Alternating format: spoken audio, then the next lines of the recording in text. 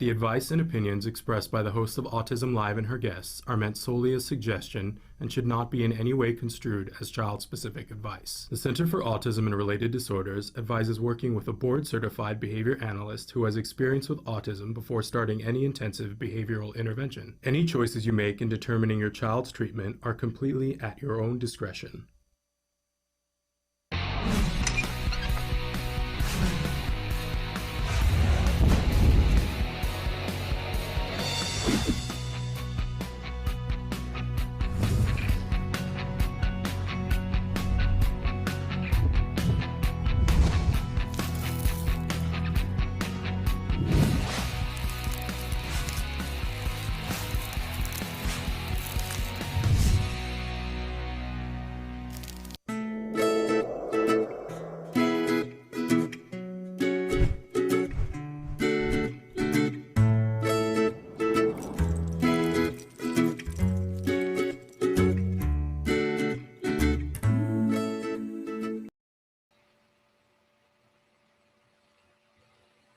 Good morning. Good morning.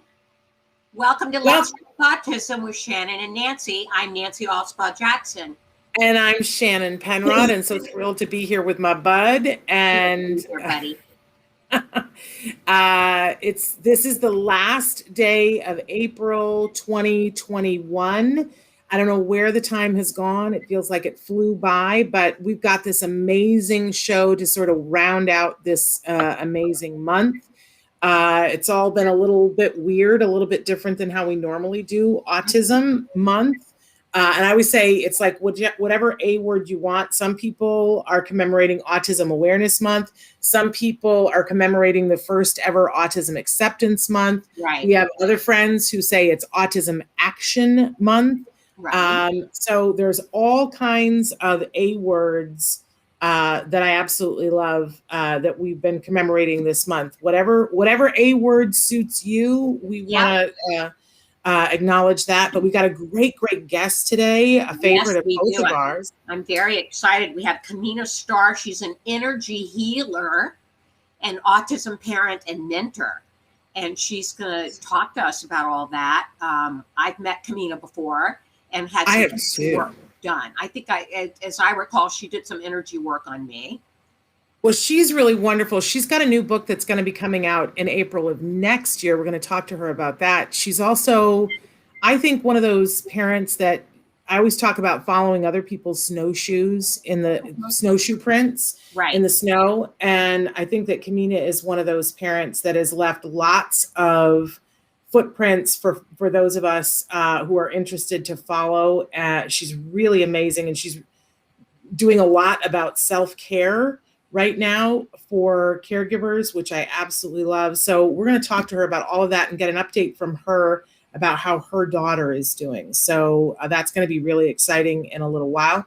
We want to start out by reminding everybody that this show is live and that we are taking your questions and comments live. We're live right now on Facebook, on YouTube, Twitter, and on our homepage, autism-live.com. Now, later on, this entire broadcast will be available as a free download wherever you get your podcasts. And we're very proud that right now we have been rated the #1 autism podcast worldwide. Which is it only took us 10 years. It's so exciting though. It's really lovely. And let's be honest, it's all thanks to those of you who are watching. That is why. So please, we don't have a marketing budget. You won't see ads for Autism Live. Please do us a favor. And if you find something that you like here, share it with people that you know. You can review us, you can like us, you can, follow us, all the different things on all the different sites. It's all working so that we get to a larger audience, because our mission here is always to provide information and inspiration. And we thank you for making it possible for us to do that. And on Fridays, when we do Let's Talk Autism, good morning to Amanda. Good morning to Beninson, maybe. And to Christina, we're saying good morning.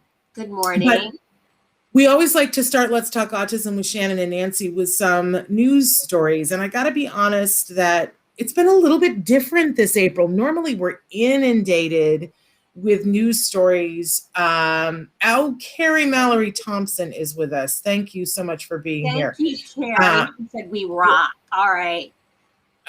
She rocks. My goodness. Rocks, for Sending sure. her a hug. I think the news stories have been a little sparse this month, and I don't compared to normal. I agree with you, Shannon. We haven't really had that much new in the news.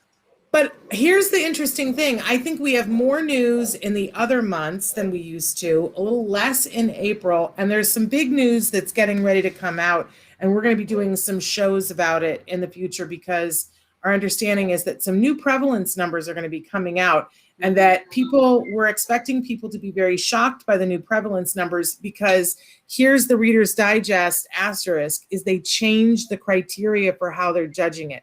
I don't know the whole thing. We're going to have some doctors and really intelligent people here to explain it to you in the coming weeks. But just know when you see the new prevalence numbers that it's a different measuring tool. So they're going to tell you that they're comparing, this number to last year's number, but they're comparing apples to oranges. So we all need to get very, very aware of that. And that's going to be coming up sometime soon.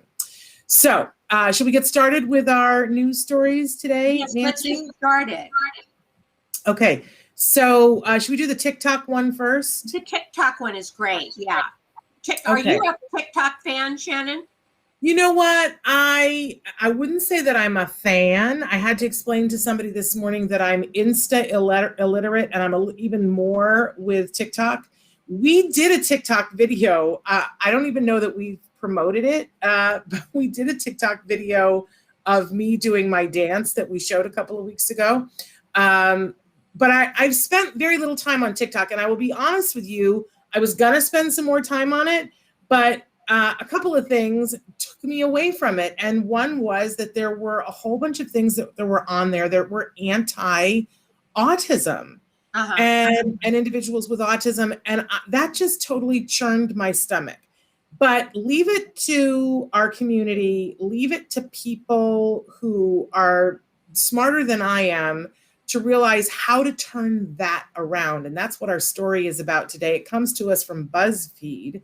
But what's amazing is that a lot of people in the autism community who identify themselves as being neurodivergent have taken to TikTok to shed some light on what autism is and what it isn't by telling their own stories. Right. This is really, there's some amazing self-advocates out there and individuals on the spectrum that, as you said, have used TikTok to sort of tell their journey, to share their journey with others. And it's been kind of an amazing phenomenon. Yes, absolutely. So we want to direct people, you can go to BuzzFeed. The only thing about this that's kind of chapping my hide a little bit is that the World Health Organization earlier this month came out with a statistic and said that 1 in 270 people have an autism spectrum disorder, that 1 in 270. I would love to have somebody come on the show to explain where that number came from. Yeah, I've never heard that number before. No, it just came out early in April, and we didn't cover it because I wanted to know more about how they arrived at that number. The little bit that I have found out is that the asterisk is that they have no way of knowing for lower income families if that number excludes anyone who's from lower income. How brilliant is that? I think that's a horrible statistic. Right? They're like, well, we don't have any way of knowing if it's a lower income family, if they have anybody on the spectrum. So we just assumed they didn't have anybody, which is redonkulous. But other than that, the BuzzFeed article, I think it shows you some really great examples of how neurodivergent people are going on saying how I got my diagnosis, when I got my diagnosis, when it means to me. I think it's a really worthwhile thing for people to look at. Did you find it? There's a wide variety of individuals on here. Some got their diagnosis as early as 2, others weren't diagnosed until adulthood. So interesting journeys. Yes. And isn't that great to put all of those out there? Because I'm very excited to announce that next Thursday on the show, we're going to be having Dr. Stephen Shore. He is the person who is famous for saying, when you've met one person with autism, you've met one person with autism. Right. And I think that this really brings that home on TikTok, that, you know, you can watch one of them and then you watch another one and you go, oh, those are totally different stories. Right. Because they're totally different people. And for a lot of us, maybe it's a dumb moment, but for a lot of people, I don't think it is a dumb moment yet. So really important. There's also a lot right now in the news. Everybody was covering this story that there is a new app that is about to be launched that soon, that it appears that it is effective in screening toddlers for autism. Yes, and it's very easily accessible, this app, which is what's so exciting about this news. And what it does is it tracks their eye movements while watching videos, which we know that toddlers will watch a video, and that from watching how their eyes track, that it's been very successful at being able to identify which kids will later on qualify for an autism spectrum diagnosis. The thing that I find interesting about this is that a little over a year ago, the National Health Institute donated, gave out grants. I believe it was, I want to say $7 million worth of grants, right, to two organizations that were looking at different ways that they could diagnose earlier. So what I kind of want to say to the universe is, look, when you give money to something, look what happens. And that perhaps we should be looking at other things to donate money to, because we've seen this in the last couple of years. There was a big series of grants that were given to look at gut studies. And now suddenly we're having all these breakthroughs with gut studies. And a big amount of money was given to looking at, is there an easier way to diagnose that's faster and quicker and we can fast track it? And look, an app has come about.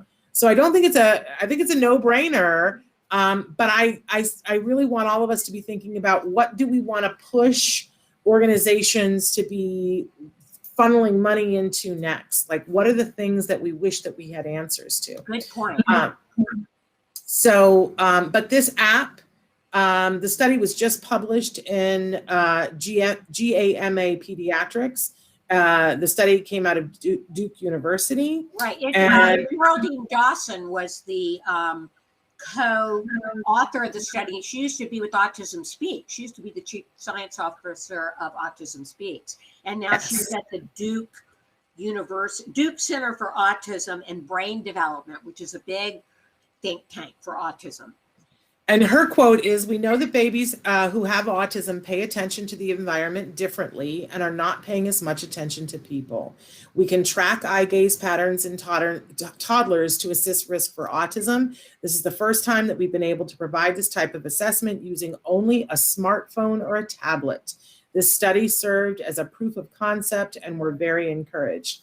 So we'll look forward to a time when everybody will have this app on their cell phone and will be able, to, it's not going to be a be all end all, but it's a great screening device. Yes. Which more then readily accessible, because diagnosing has been an issue with so many, and this will make, hopefully, the ability to get a diagnosis more accessible to all. Absolutely. Because as the WHO says, we can't count people who are lower income for autism. I'm sorry, I just can't get over that.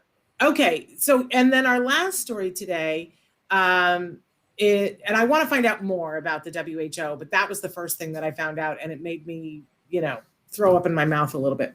Okay, so onward and upward. Our last research today, I found really interesting. And again, it kind of made me a little cranky because I didn't like what they derived from it. So there's a study that was done that they were looking at people who are on the autism spectrum often have a hard time reading other people's emotions and acting on it. And what the study wanted to do was to look at, is it that they're having a hard time reading the emotion, or are they having a hard time knowing what to do with that?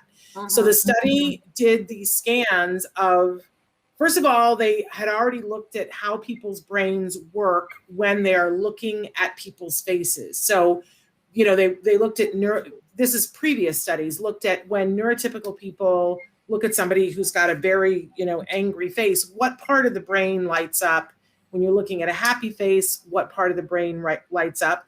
We've seen in some studies that when we compare that with folks who are on the spectrum, that part of the brain doesn't light up or doesn't light up as much. So the study wanted to look at, does the brain light up in the same way? Is it taking in the information in the same way? But is it able to, or is the issue someplace else that we don't know what to do with the information? Right. So I thought that was interesting. I thought it was interesting too. And what they found out was that the brains of individuals with autism successfully encode facial emotions. So they are successfully receiving that information. So where does the problem come in, Shannon? So, but see, for me, this goes to the fact that this is great news, because people have been saying for years that people with autism are not empathetic, that they can't read emotion. And that's all malarkey. Those of us who have kids on the spectrum know this already. But this will tell all the researchers this. But what it tells us is that the social component is, I don't know what to do with it. I see your face. I can identify in my brain that something's going on there, but I don't know what to do with it. That's the social impairment. And we all have that to some extent. I mean, when was the last time that you were in a room with somebody who was having an emotion, Nancy, and that you thought to yourself, oh, I don't really know what to do? Right. I think we've all felt that at some point. And gosh, if you haven't felt that with COVID, it happens. And it happens across all spectrums, right? To all people. So it's not, I don't think that that's insurmountable. For me, that becomes a teaching thing. And there's many different prongs to the teaching. It's teaching people to understand that they're not responsible for other people's emotions. It's that you don't have to feel anxiety when someone is feeling something, and that giving you a bag of tools of knowing what you can do. My perfect example is, a lot of people don't like the show Big Bang Theory. But I thought it was really interesting that many of the characters I felt were inspired by different aspects of being on the spectrum. But one of the characters in particular, whenever someone would get upset, one of the tools that his mother had put in his backpack when he was little is, if someone is showing signs of being upset, he would say, let me make you a cup of tea. Now, it became a joke in the show because that's not always appropriate. And that's the only tool that he was given by his mother. Someone displays that they're in distress. What I do is make a cup of tea. What we would want to do for that individual is give them many different things and teach them that in this circumstance, that's a really helpful thing. But when somebody's pinned under a car, you don't offer to make them a cup of tea. Right.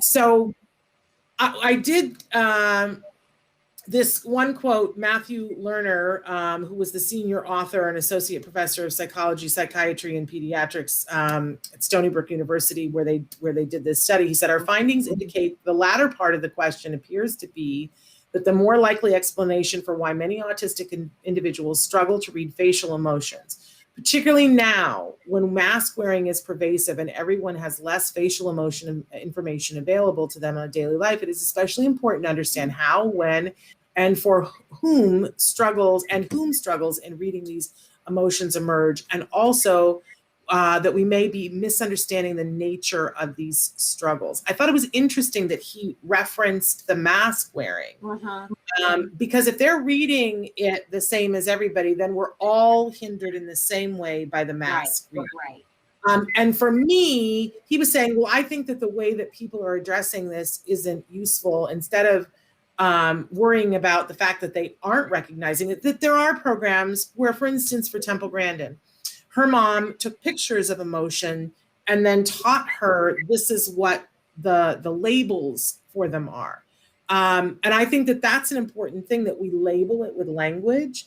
But then the next phase, which I think you and I have been treated to good quality ABA, and so our kids have already had this phase of it, but a lot of people aren't, is what do you do when you see that someone is upset? What do you do? How do you react when you see that someone is smiling? That is, a big component of ABA, of giving those tools to people to know what are possible responses, Right. not one set one. Mhm. Is that kind of what you took away from it too, Nancy? Yes, that's. I think you summed it up very well. That, how do we react once we see that emotion? Yeah, and that it doesn't, because a lot of times people on the spectrum, I think what I've observed is that there's anxiety that comes with seeing people. I think back to Romario, our good friend Romario, who cannot be around aggression. It, like, he has a flight or fight, not even a fight response. He has a flight response to aggression. Right. And when he sees someone yelling or getting upset, he turns and he runs. It's not that he's not reading it. It's that is his response, because it creates anxiety for him. Which makes me wonder whether a lot of individuals who elope or wonder have that same reaction, possibly. Yeah, well, and I think that these are things that we have to take into consideration. So I love that the study is done and rules out that it's not that our individuals on the spectrum are hampered in terms of reading the emotion.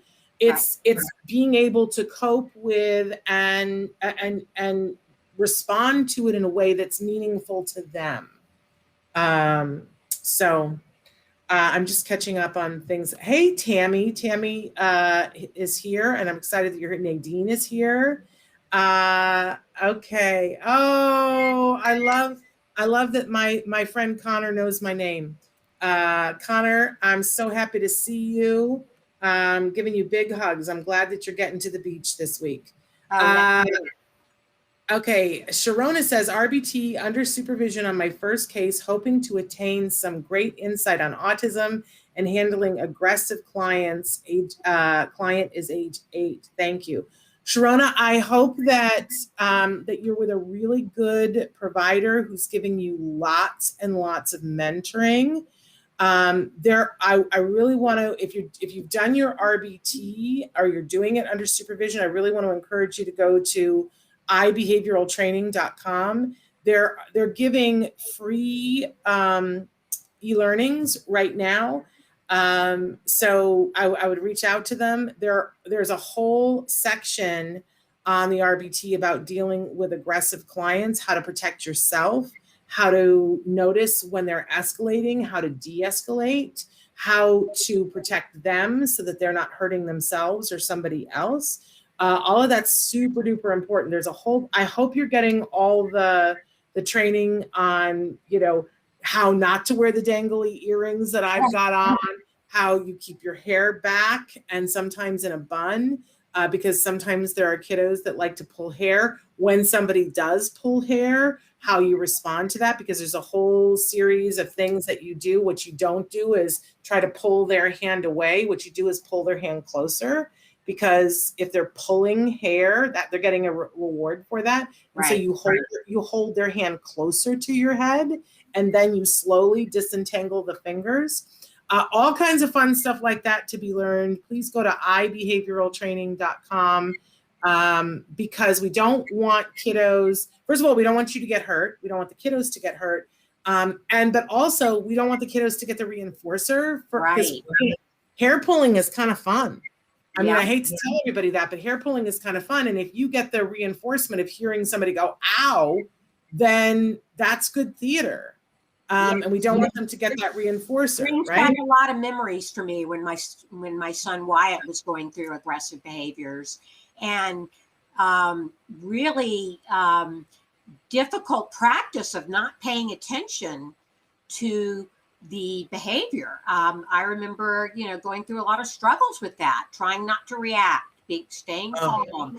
Don't give the reward for the behavior, which really takes practice. It's hard. It is hard.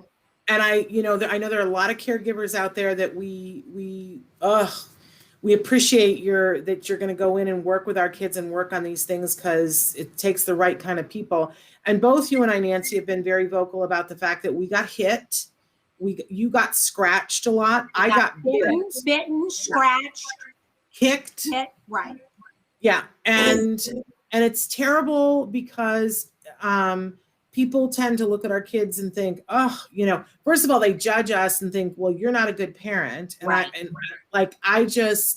I think anybody who would judge a parent who is being hit needs to be forced to go through the training that this RBT is going through, because you don't get it. We are not bad parents. We are the best parents on the face of the planet. But it's very hard. It's very, very hard, and it's hard to deal with it. And the intervention is hard, but it's worth it. Really, really worth it. Yeah, and Juice Lane wanted to know if it would help with the kid hurting a dog, and absolutely, it would apply to that as well. Yeah, we had just had a conversation about that. Was it yesterday that we were talking about, yes, because we were doing DRA and DRO and talking about an example of sometimes kids hurt dogs. And the reinforcer for it is it can be the attention that they get from the family going, don't hurt the dog. It could be the yelp of the dog. Uh-huh. Like it becomes like they don't understand it. So the dog has a reaction and that's attention. And we were talking about how difficult that can be. I think it's rough from I don't think it's easy to do without someone who's trained. No, because you can't school the dog. Yeah. I needed all the help I could get when it came to this. And with our family dog, Wyatt would pull the dog's tail and the dog would bite him. And he has a little tiny scar still right here from where Stilton, our Jack Russell Terrier, bit him from having his tail pulled repetitively. So that was something that we had to deal with. But there are interventions. I would recommend getting experts, perhaps distancing and only having intense supervision when the child and the dog is around. But you guys worked it out. Did Nancy? I don't remember Stilton. Stilton was gone by the time I knew you. Right. Yeah, we worked it out. He used to have a behavior with Stilton's daughter, BG, because we had a series of Jack Russell Terriers, where he would touch her butt. He thought that was hilarious. And that was something that we had to break that behavior. So, these are something. Right. It's always something. And yes, when sometimes our children learn from the dogs to bite, and the biting is a hard thing. I was bit. My arms were black and blue from being bit. Nancy, you said that you've been bit. Yes. But that's an intervention that, ABA can help with that, intensive ABA. All right, we have to move on to our guest because we've made her wait all this time, the fabulous Kameena Starr. And, I know Kameena, I adore Kameena, and yet there are things that I did not know on her bio. But I'm going to read part of it, or do you want to read it, Nancy? You can go ahead and read it, Shannon. So, and she is going by Kameena Starr. Right. She has been on our show before as Kameena Ballard Dawkins. She's both of those things. She's a multi-ethnic African-American mother and caregiver to an 18-year-old daughter and a 10-year-old nephew. She has a twin sister who is her K-Divas bandmate. They perform together. They're brilliant. And both sisters have a child on the spectrum, which is kind of amazing when you stop and think about it. And she has a book that is coming out. I'm so impressed. It's from Balboa Press and Hay House. When you have a book from Hay House, stop. Right. I mean, that's just amazing. The title of the book is Black and Blue, The Inside Job to Healing in Autism Through Self-Care.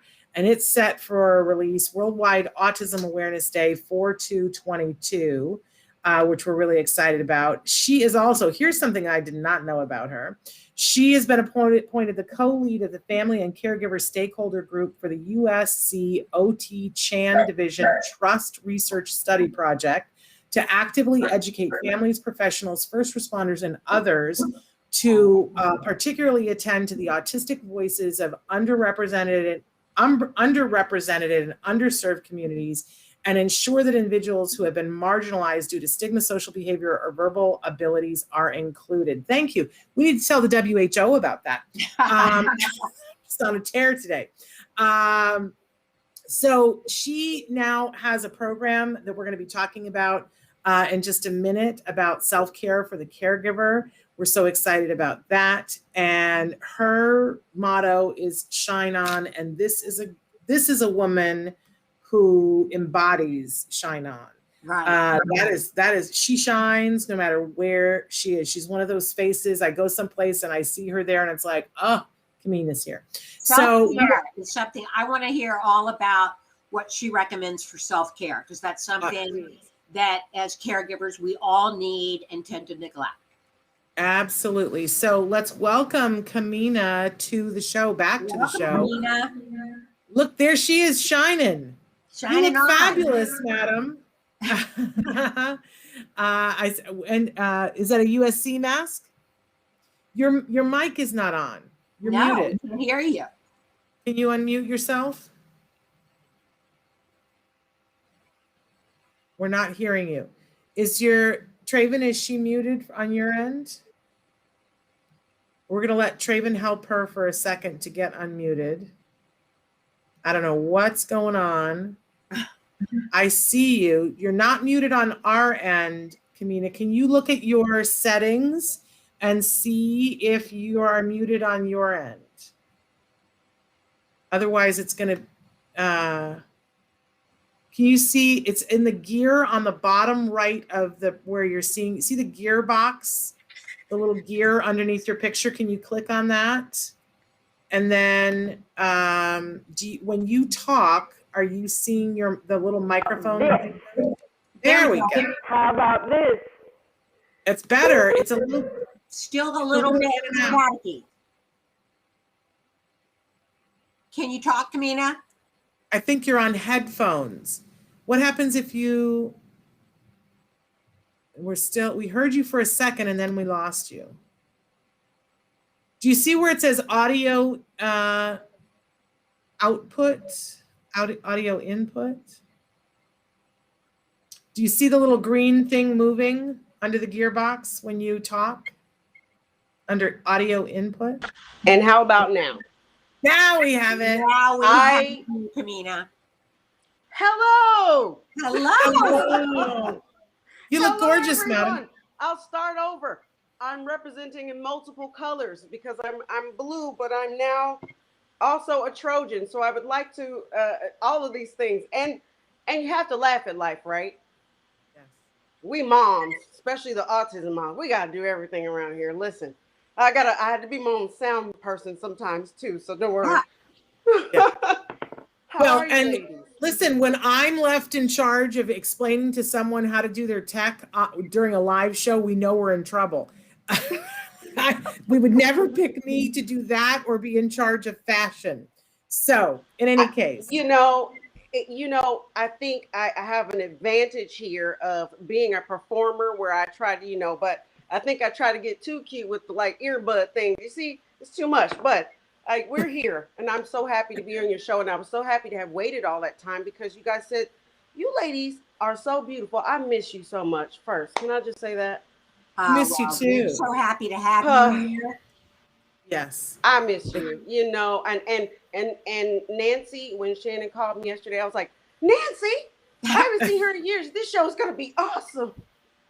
I know. Well, we've got a lot of people watching and a lot of USC fans out there that are writing to us. I'm fighting on and shining on now these days. There you go. Fighting on and shining on. I love it. So let's start by talking about the fact that you have a new program that's about self-care. Tell us where people can watch it and what kinds of things you're covering, because we don't even know where to start with self-care. Well, I want to start, if I could just back you up to say that there's so many things going on. I want to talk about this book first. You've Okay, just let's do mentioned that. it. The book, Black and Blue. Black and Blue, the inside job to healing and autism through self-care. And that is my book that's coming out next year. The reason why I wanted to start with that first is because you just left off on something that's very, very important to me. And that was the absolute start of this book, and that was bruises. The reason why the book is called Black and Blue, because I haven't even been asked this question yet, but it's the first time and the best time to explain it while you just said the word bruises, is because bruises turn black and blue, and as the colors and while you're healing from the inside. So you can't, you can try to heal a bruise from the outside. You can try to put ice. You can try to pack whatever, to try to do the outside of it, to try to, ointment or anything. But really, the blood's got to get moving from the inside again. So that brings me to everything that I'm talking about in my world today about healing yourself from the inside. That is my whole point. And you all have hit like you ladies said, like I was taking copious notes at the same time, like, wow, that's in the book, that's in the book, that's in the book. Because I heard people say that they had been bruised and hurt by their children. And Right. my daughter's 18, but when she was 9, she was in residential. And I talked about this on this show before and other shows that it really hurts me to talk about. But you just got me with all of these subjects today that I wanted to admit to everybody. My daughter was in residential from 9 to 16. These last 2 years that we spent, including the year in this pandemic, I was pandemic parenting a child who had just come out of a residential situation, who did not live at home, who was extremely emotionally high-strung, autism, ADHD. She became violent. She hit me. I have received I believe a lot of my spiritual gifts may probably come from the times that I've gotten concussions from life on the spectrum with my child with autism. And although we've healed that, I felt it, and I didn't want to just move on and leave my community with nothing. I felt it my responsibility to come and talk about some of these things. And so thank you for letting me say that. I couldn't believe that you hit it. I couldn't believe the last word you said was bruises before I came on. So thank you for letting me share that. So this That's is amazing. I can't wait for this book. Yeah, this is something you have intimate knowledge of, Kameena. So, I do, and I want to tell you all that it's very difficult for me to share sometimes too, because I'm still improving. Nothing is perfect, as you can see. I'm probably sporting a new look, if you can tell that. The self-care comes from, it's just my story. I can only be authentic with what I'm sharing with you from my own story, which also means I got to take care of myself first. And I skipped the part of my life and was too poor to ever get braces in my life. And I'm an adult and my daughter turned 18 and I wanted to be better for myself. At this point, I'm still a single mom and I wanted to get back out there and not let anything pandemic tear me down. Like Shannon said, they tried to steal my sparkle, tried to steal my shine, but I had to bring it back, I guess, in the form of these teeth. So life was funny, right? But that's the program. The program is, even if you never saw a thing from me, never bought a book, never saw a class, which we're going to be adding e-classes. We're going to be adding a mom's group, and I'm going to talk about the study. You can learn that you're a worthwhile person, and the better you are as a caregiver, the better your child is. The more your child recovers. I'll say recovery. Autism is a part of them. I like that part. Dr. Stephen Shore is my friend too. I like these people as people. My daughter is awesome. Loving her as a person, I have to love me as a person, and vice versa. And so it really seems like an internal answer. It's like, take care of yourself, but I'll let you all get a word in edgewise. I'm just so excited to be on this show. Woo! No, we love to hear you preach. We love to hear you preach.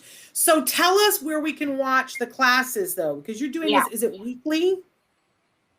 we're not quite ready to launch classes now. I do have things up on YouTube. You can search Kameena Star on YouTube, and I have my own channel where you can see some of the things that I've been doing at a place that I started out with my show, Healing Self-Care, and that was at the Ed Asner Family Center. That and my friends started something amazing where I have a weekly series where I'm able to talk to parents about being self-care for caregivers, where they can have weekly tips and practical tips to take care of themselves. Like, if you're feeling anxious, we feel anxiety a lot in our lives. There is a simple method that I have used and have begun to use since all of this has come about, especially in the last year for pandemic parenting, when people like me get a little jittery. I should try it right now. I'll show you. Okay, I open great. my hands, and then I just bring them down onto my head and kind of push myself down a little. And all of my OTs would probably appreciate this practice. This is something natural. You touch yourself. You touch yourself. You can do it for your child if you feel like the child has got a little. It's similar to hugging your animal when they have the zoomies. So when you get those adult zoomies or the alt zoomies, just kind of bring yourself back to center. Kind of push yourself down. If you want to extend it down and you have sensory issues that go beyond just that head space, oh my gosh, I'm going nuts. Let's go for the arm. Now, they've called these, my daughter used to call them orange squeezes, because she couldn't get, I believe the OTs call them lemon squeezes at the time or something, but she made up orange. And Keena Ballard will do that. She'll make up her own things. Our kids do that. And so that's another grounding tip. And each week I go through these tips for about 30 minutes, and we talk about real things like having anxiety from having a child on the spectrum. We don't know anything about that, Kameena. You hear me talking several miles a minute. If you're not listening fast enough, you wouldn't know,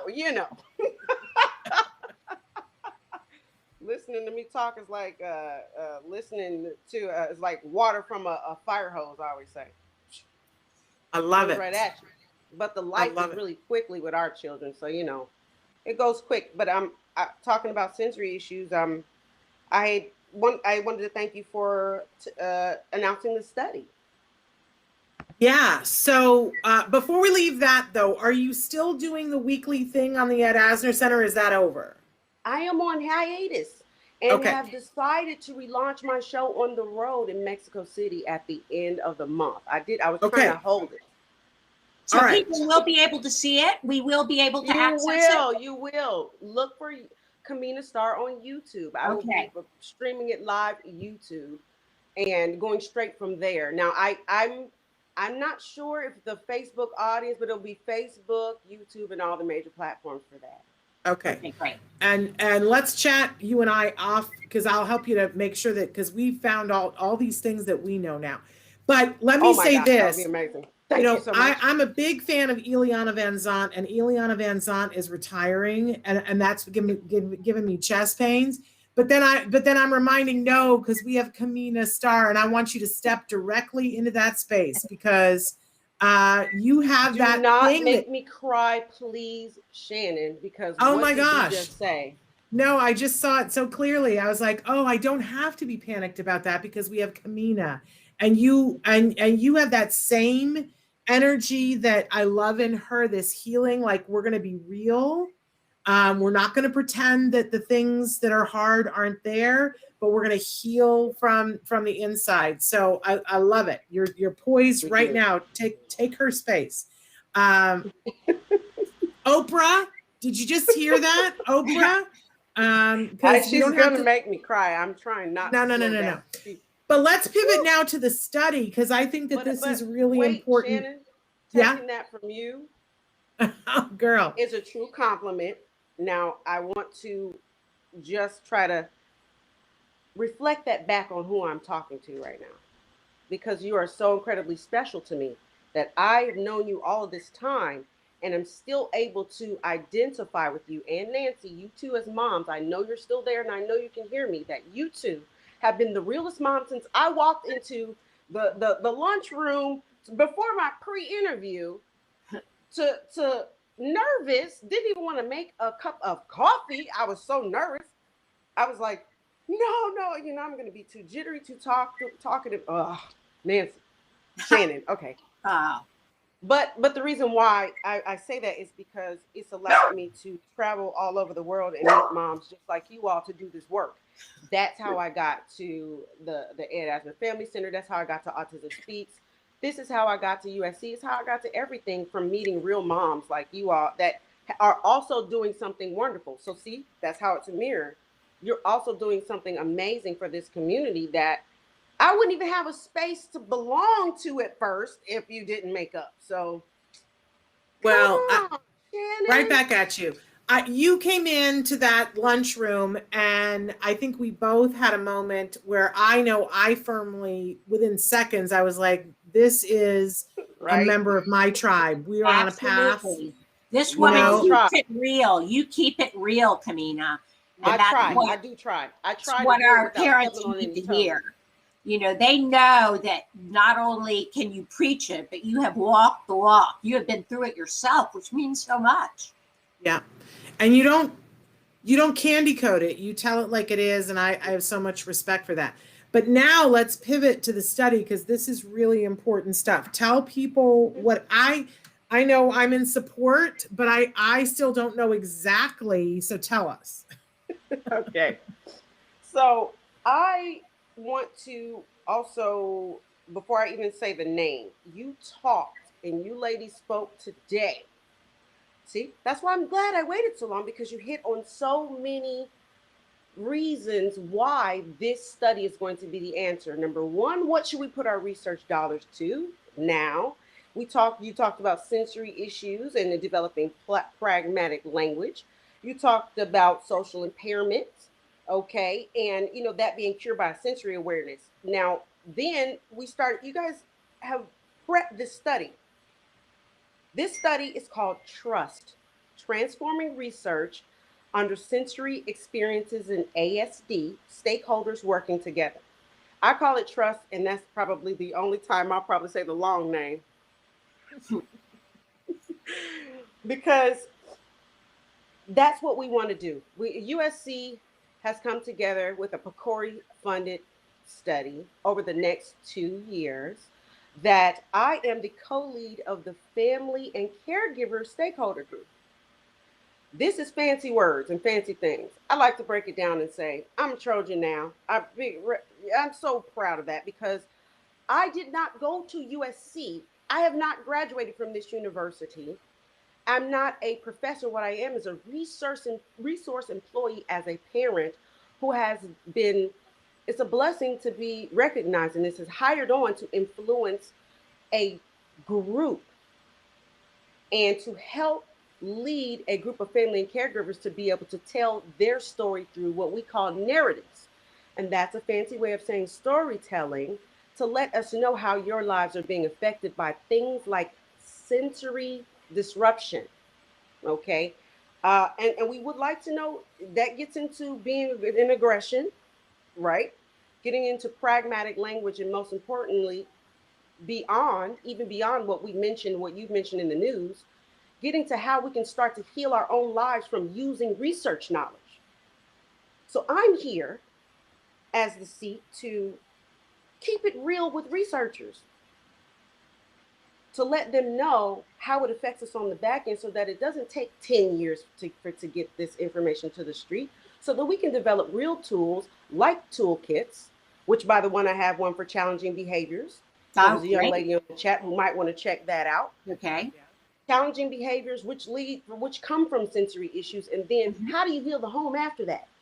Hey, my child was in residential for those many years, and when she came home, you don't think we had things to work on? We did. And those things weren't cured by anything, because there was a pandemic and there was no outside school.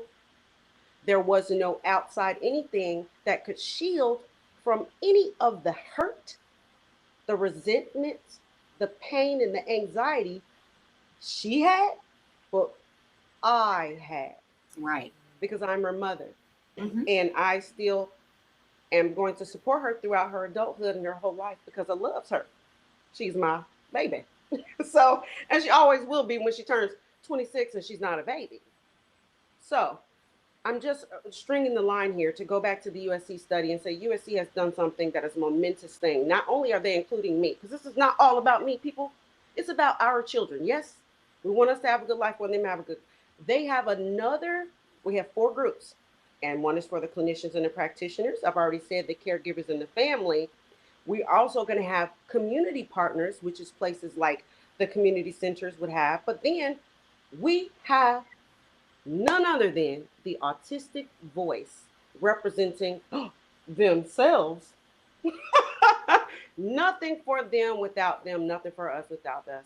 And I just wanted to big up USC. That's the reason why I'm doing it so much, because this is like a one of a kind study where all of us are going to come together and collaborate on the future of the adulthood of our children. While the CDC is still talking numbers, and while we know that they won't, they're not going to talk to any children who are low income, or of course not. They're never going to count them. How can they? They don't even speak their language. They have no cultural brokers to even get into that community. They're going to keep counting Jewish white males, and then you're going to have a lower number, which puts dollars back towards research. But the research and funding that's going towards childhood, to me, is a bit dismissive of the fact that autism exists after 18. And that's what this study is all about. We're going from pediatric to geriatric to figure out through sensory issues what they'll need in their real adult lives. Amazing.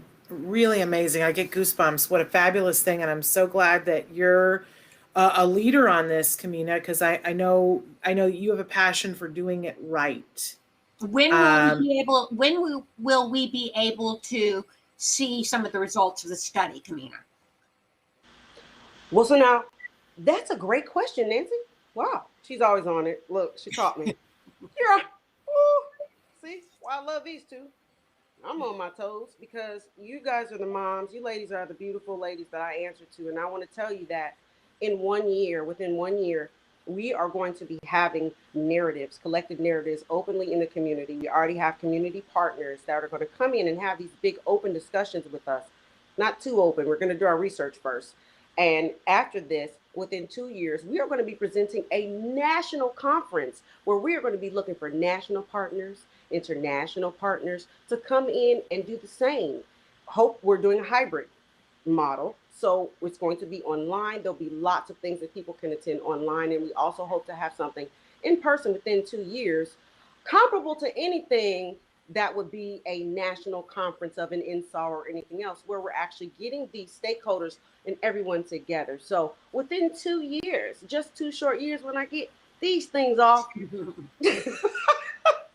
then I'll be, I'll be talking very fiercely about what we can do with our kids' adult lives. I don't want to waste 10 years, Nancy. My daughter's 18 now. What are we going to do now? I'm going to get you ladies some answers within the next year and then the next 2 years. I love that. Right. And we're running out of time. So I want to pivot to talking about your daughter who's 18 Sure. and get an update, because you got some pretty exciting things going on right now. I'm so glad that you saved the best for last, because nothing's better than a mom flex. Woo. So, is there anything better? I've decided to allow myself to celebrate this time through my daughter, which who wouldn't? She's come out of a foster care system, and she was never a foster child, never meant to be there. She's a Black young lady who is on her rise to the next plateau in autism. She's an budding autism advocate. She's even been on my show. She was my first guest on Healing Self-Care. My daughter, go back and check that out on YouTube.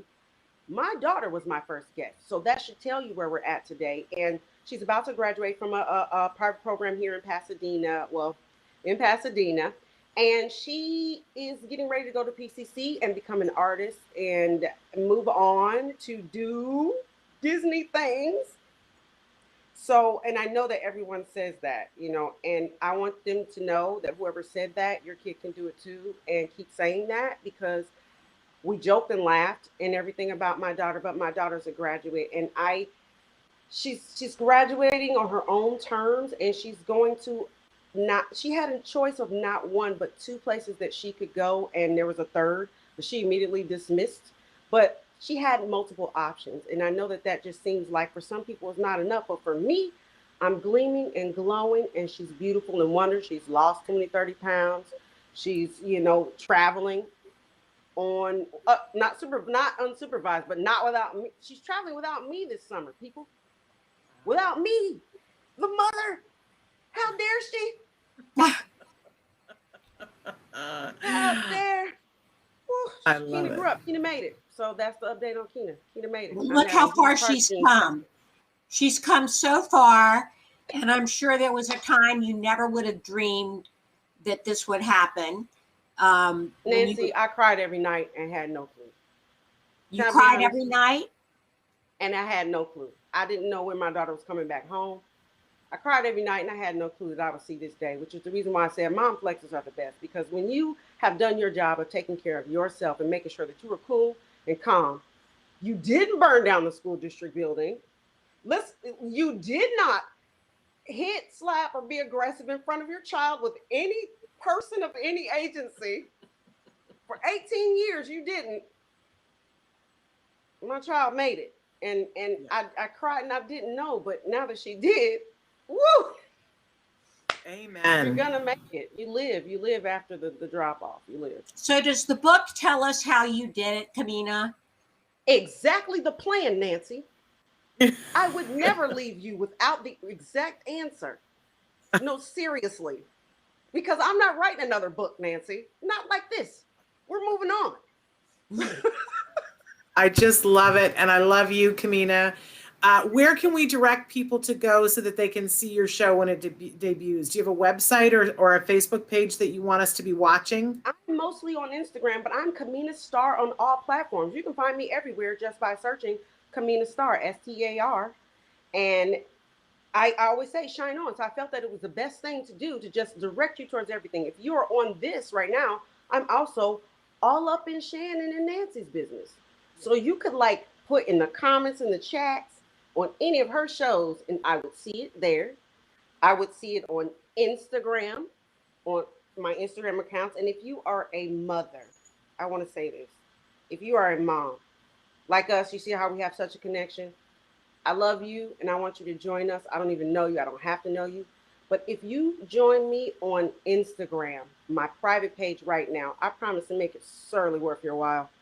We are going to do some amazing things as moms to try to give back to ourselves. And that means self-care. That means awesome makeup, awesome giveaways. I'm talking retreats. I'm talking, there's going to be some big things. Healing Self-Care is going to be relaunching in Mexico City at the end of May. And I'm excited to announce that. I'm going to announce it on YouTube, Facebook, Instagram. So yeah, I'm at all those places.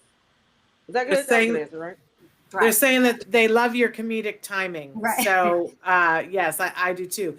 We're out of time, and so I just want to. You're making me. I'm now going to have to go and figure out Instagram just for you, Kameena. I'm going to do that because I'm so old. I wasn't doing it. I will protect you. It's private. I will protect you. You come to me, and I will make sure that you see something that you want to see, and you don't have to be with the creepies in your DMs. All right. I do want to address, and I want to give everybody 10 seconds. There's a mom who wrote in and said, I broke my foot and my son is having a hard time with it. How can I get him to understand that that we've changed his schedule because of the broken foot? So be thinking, I'm going to just say for 10 seconds, because I was raised by a woman who was either in a cast or in a wheelchair or on crutches or had braces almost my entire childhood. And I will tell you what my mother did for us, that she made that a game and that we were rewarded by the game. So when she had a cast, she got markers. It was before Sharpies were a thing. And we always got to decorate the new cast. When, we got to learn how to use the wheelchair and the crutches, and we got points for, mom needs a knitting needle to scratch down her leg. So whoever could find the knitting needle that worked the best got rewards for it. And it became, I thought it was how everybody was raised. And it was my whole childhood and teen years. But that's what my mom did. I know it's harder when you have a kiddo that's on the spectrum, but they still love an adventure. And if we make it something that it's hard and terrible, then that's how they will look at it. Instead of looking at what you can't do, maybe look at what you can do. Great advice, Shannon. Great advice. What would you guys like to share quickly? Well, I know you grew up with a trailblazing mom, and I think what she showed you is remarkable. And, you know, this parent could learn a lot from that. Good suggestions, they're saying. Yeah. Kameena, anything you want to share? Yes, I would say to grab onto what Nancy's saying on the back end, make it not a terrible experience for you. Make it something that you can enjoy for yourself so that your child can feel the energy of you also taking care of yourself. Because really, they say they don't pick up emotions, they pick up two emotions. My child would pick on that and say, Mommy's really miserable. So it doesn't matter whether the child's schedule has changed, Mommy's miserable, and that's affecting them. So making it fun, reading a book and letting them know that you're here just resting and healing and chilling out. They could sit with you, maybe read together. If there's some things you can do to just talk about how Mommy is being resilient and getting through this. And if there's something in their life, if they had to go through this, they have to remember, talk to them like you would a normal friend that you wanted to kind of like chill out and bug off. Start talking to your kid like that, like a regular, you know, and just you let the anxiety and emotions calm down. Other things that you can do is, you know, social stories, make it real for them and post a timeline of when you be out of that thing and all of that, and try to make it just what you would do for yourself, just extend it to the child and work it that way. Great. There we go. Great. Amazing. I love both of you ladies, and Kameena, I'm so excited for you, and I can't wait to see what comes out of this study, and we can't wait for the book. The book is so exciting. We're at the end of April, but we can't wait for next year. And obviously we'll have you back before that, but we got to say goodbye right now. I got to tease what we're having on next week, because let me just tell you guys, the month of May is just going to be amazing.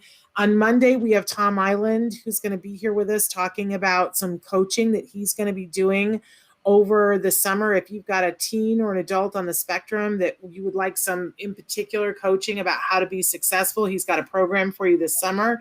We've got our Best of Temple Grandin on Tuesday. We have Dr. Doreen Granpeesheh on Wednesday. On Thursday, we have Dr. Stephen Shore. And next Friday, Nancy and I are welcoming a very interesting robotics company who's going to be talking about a new thing having to do with autism. I love the whole robotics thing. Right. So I'm really excited about us talking to them next week, because it's really innovative, Nancy. You're gonna be jazzed by it. Wait. Great week. So that's next week. But let me just tell you, we have a bunch of people on in May that we've never had on before. Lori Unum is going to be joining us in May.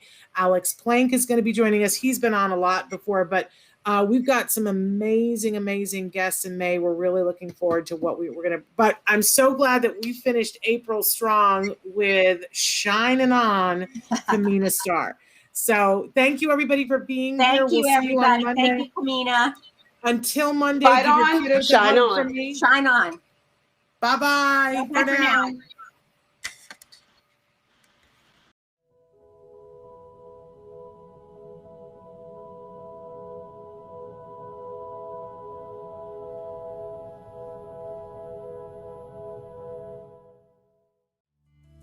Thanks for watching Autism Live. If you found anything helpful in this video, please give us a like. In fact, make sure that you smash that subscribe button on YouTube and give us a like on Facebook. You can also follow us on Twitter and on Instagram for important updates. And please download our free podcast wherever you get your podcasts. Thank you so much. See you next time.